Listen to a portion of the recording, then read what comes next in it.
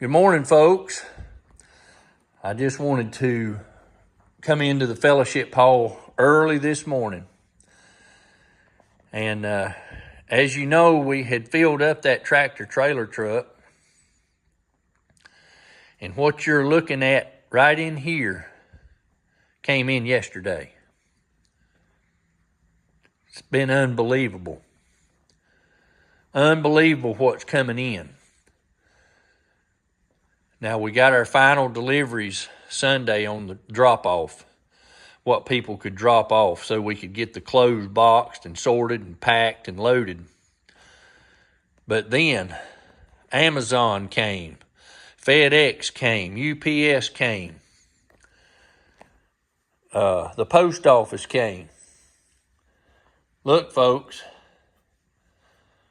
this is what your donations is doing. And this is going to help these people. I just wanted to show this. We talk a lot about what's going on in the mountains and things like that, but I thought this needed to be something that was shown. The generosity of all these people that's sending stuff in. Not only goods and stuff, but also in donations. Some people felt that they needed to send a financial donation. And boy, did we receive a lot yesterday. And then we turned around when those donations come in, and we went and done things like fill up these propane bottles that came in. We went and bought more heaters. We bought drop cords, bungee cords, trying to get things that people could live off the grid, so to speak, that would benefit them.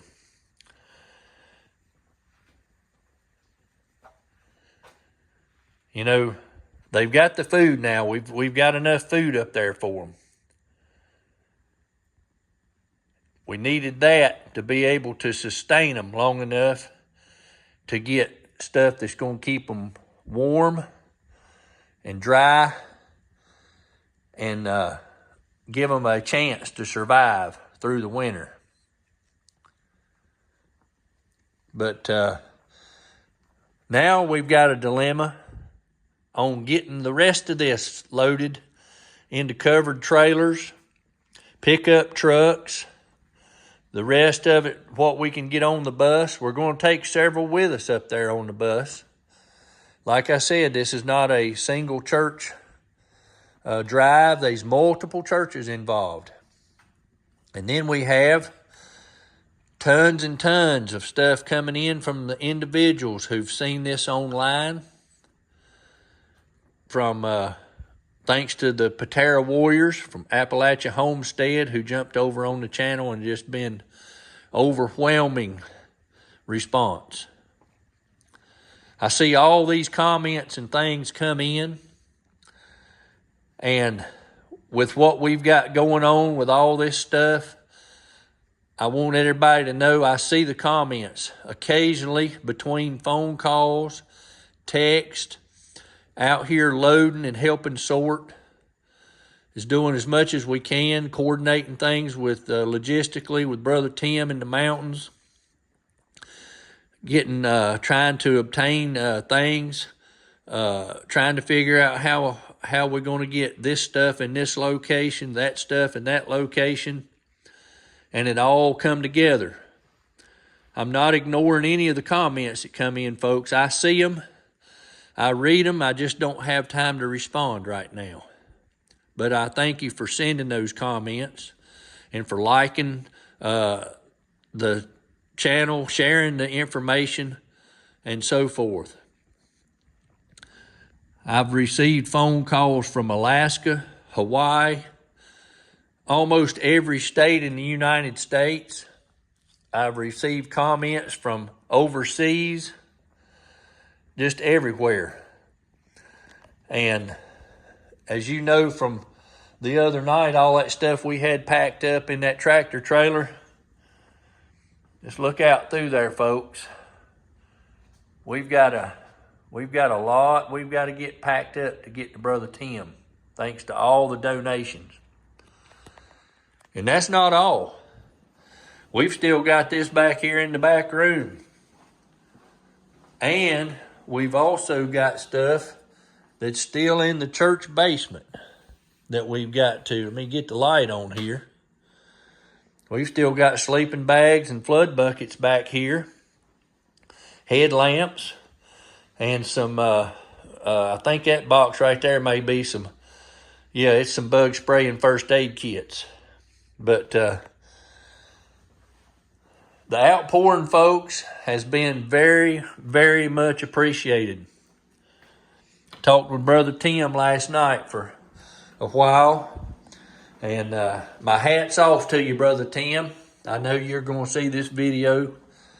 People think that you're a preacher, you only work one day a week. That's what a lot of people think. They don't know what all goes on in the behind the scenes. A preacher's on call 24/7. One of his people in the church is in the hospital, goes in the middle of the night. The pastor gets a call. He's up. He goes and sits at the hospital. Then he's still got to do his studying before so he can preach. And then he may be called to counsel someone. He's not only preaching, he's a servant. And that goes for any preacher. A lot of people think, well, he just works one day a week. There's a lot of studying, a lot of people to talk with, a lot of late nights, funerals, visitation, counseling, and then something to this magnitude is tossed into their lap. The Lord puts people in places well in advance for a reason. And these pastors that are up in the mountains that are handling all this is on top of what they normally do. I know how much work Brother Tim has put into this. He's never said a word. He's glad to do it. No complaints. He's being a servant. And that goes for all these pastors that are helping do this stuff. Not just in the mountains. That's all over the place.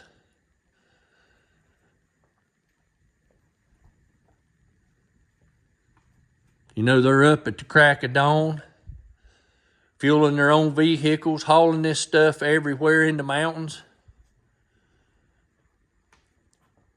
And just think, folks, a lot of their people that attend the church no longer have jobs. They can't support the church financially because they have no income. Maybe they lost a car. Maybe their house is damaged. Maybe their entire house is damaged. They don't even know how they're going to, outside of the church, helping get food to them. They don't know where the next meal's coming from if it wasn't for the church and those dedicated pastors.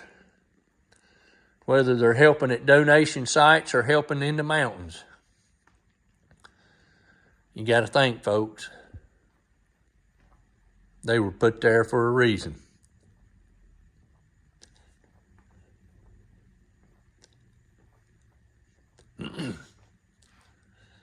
Just wanted to bring that to you this morning so that you would get an idea not only of what's taking place, what's going to the mountains, but once it gets there, the efforts that's put forth. Just think about the burdens of the churches that are there that are spending money for storage units gas money, filling people's propane tanks, buying stuff that these people need that they may have ran out of a donation of something. You know, and they don't know where or when they're going to have how many months left before they've drained their budget at the church and everything that they've got to keep the lights on. You got to think about that, folks. We're helping the people, but the next step is we're going to have to keep a watch. We may have to help the churches that are helping the people, because the people that go to these churches have lost so much. And you know, they can't keep the lights on and so forth. But I've not heard a single pastor say anything about it and about the finances of the churches or anything. You know why? The Lord will provide. I appreciate you joining us this morning. I wanted to show you what the donations that had come in yesterday alone look like here at Midway Wesleyan Church. We're going to load up Wednesday evening at 6, again Friday evening at 6, and we're going to pull out Saturday morning at 5 a.m. and head to Flat Rock, North Carolina to take this stuff to these folks that are trapped back in the mountains and help try to get them through the winter as best we can. And then we're going to find out what the next phase is going to be after we spend some time up in the mountains and survey some things. We've got the Operation Mountain Relief, what you're seeing here. We've already got a huge list growing of people that's willing to help sponsor a family, whether you can give $25 a month, or maybe you can afford to buy somebody some floor covering, or maybe you can afford to buy some sheetrock for a house, so forth. We just encourage you to call the Central Global Methodist Church in Asheboro, 300 South Main Street, Asheboro, North Carolina, 27203. And if you call and you don't get an answer, leave a voicemail. They'll call you back. We've got 4 families now that we've got vetted to help out, and there's going to be more. But we're having people line up. I think I don't know how many. I just know we've got several people that have lined up to help these people. And then we've got Project Santa. One of the volunteers for Project Santa is going to be with us Saturday morning as we go up. And this organization is based out of Denton, North Carolina, out of the First Baptist Church in Denton.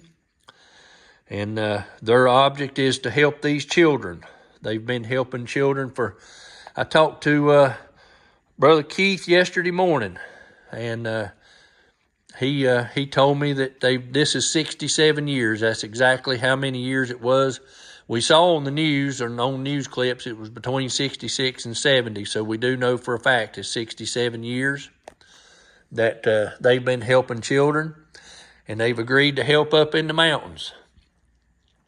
So if you want to make a financial donation, that's what they need. They go out and buy the stuff for each individual child. So the financial donations is what they operate off of. It's 100% of the donation goes to the children. There's no operational cost whatsoever to Project Santa. And if you are interested in providing a donation to help these mountain children, they're all school age. We're getting lists together now of the ages and different things and sizes of clothes and what they'd like to have. And but if you'd like to be a part of Project Santa, you can make your check out to Project Santa, That's P.O. Box 175, Denton, North Carolina. That's Denton. And the zip code is 27239.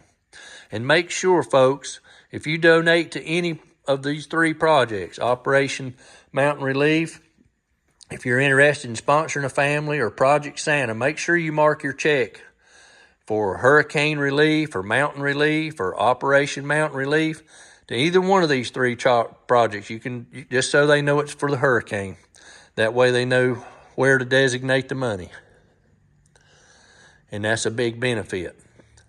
I talked to Brother Keith from Project Santa yesterday, and he said money's flowing in. He said, I don't know where it's coming from. I said, well, the Lord does. He said, yeah, he does.